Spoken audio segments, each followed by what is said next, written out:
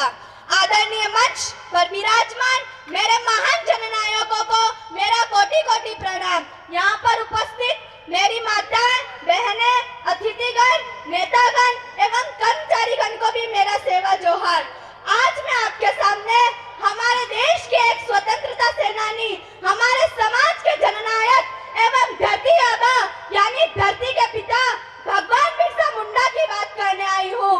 भगवान बिरसा मुंडा का जन्म सन 15 नवंबर 1875 को झारखंड के उलीहातू गांव में हुआ था।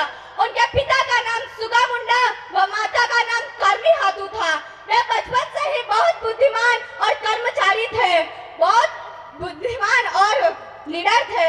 अंग्रेज शासन में आदिवासियों की जमीनें छीनी जा रही थी, उनके ऊपर अत्याचार हो रहा था, तो उन्होंने ही हमारे लोगों को एकजुट किया और उन्हें अन्याय के खिलाफ लड़ने के लिए प्रेरित किया।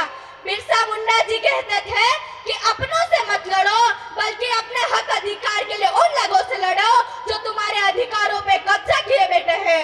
आदिवासी समाज को एकजुट करने के लिए बहुत से क्रांतिकारियों ने अपनी कुर्बानियां दी, पर हमारा समाज आज भी एकजुट नहीं है। क्यों? क्योंकि हमारे समाज को एक बीमारी लगी हुई है। उस बीमारी का नाम है राजनीति। राजनीति से हमारा समाज बिखरा हुआ है। आदिवासी समाज है पर कांग्रेस बन के खड़ा है, आदिवासी है पर बीजेपी बन के खड़ा है, आदिवासी है पर बीडीपी बन के खड़ा है, आदिवासी है पर कम्युनिस्ट बन के खड़ा है। कहाँ है आदिवासी? का दिखता है क्या? हमें तो पहचान ही खो गई है। अगर ऐसे ही समाज बिखरा रहेगा तो कितनी भी जयंती मना लो, समाज एकजुट नहीं हो पाएगा। आगे बिरसा जी कहते हैं कि यह प्रकृति मेरी जननी है, इसकी रक्षा हमें हर हाल में करनी है। अगर समाज एकजुट होकर रहेगा तो कोई भी बाहरी ताकत हमें अपने वश में नहीं कर सकती है। आगे बिरसा जी कहते हैं कि मैं अपने शब्द दे जा रहा हूँ, इसे फेंकना मत, इसे अपने घर या आंगन में सजो कर रखना।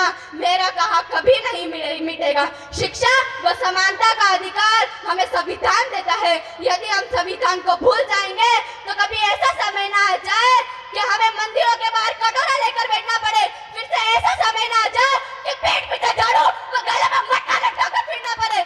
इसीलिए हमें गुमराह नहीं होना है। हमें अपने अधिकारों जैसे जल, जंगल, जमीन, स्वास्थ्य, शिक्षा की रक्षा करनी है और ये करने में हमें बहुत संघर्ष करना पड़ेगा। मैंने देखा है कि जितने भी लोग इस हमारे समाज के लिए लड़ते हैं, उन्हें दबाने के लिए कितनी कोशिशें होती है। जैसे आज भी आप देख सकते हैं कि राजकुमार राव जी, भंवर दादाजी, मांगूनाथ दादाजी आदि नेताओं को कितना दबाने की कोशिश होती है, फिर भी वो दबते नहीं है। वो हमारे समाज के साथ तन व मन के साथ खड़े रहते हैं। बिरसा मुंडा केवल आदिवासियों के ही नायक नहीं बल्कि पूरे देश के गौरव थे और रहेंगे।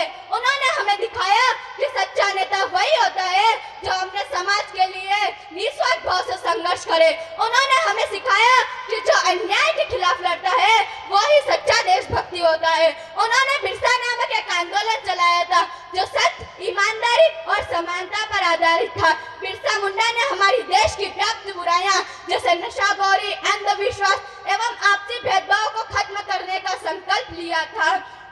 सूरज क्या जाने चांद क्या होता है, जमीन क्या जाने आसमान क्या होता है, और जो मंदिरों के बाहर भगवान के नाम पर भीख मांग कर खाए उसे क्या पता भारतीय संविधान क्या होता है।